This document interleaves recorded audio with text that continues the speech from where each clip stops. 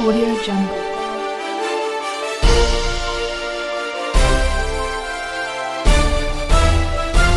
Audio Jungle. Done. News.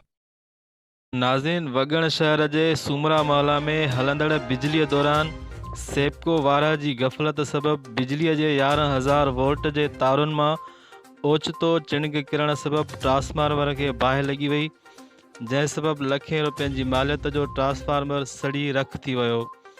जॾहिं त बाहि सबब शहर में ख़ौफ़ छांइजी वियो।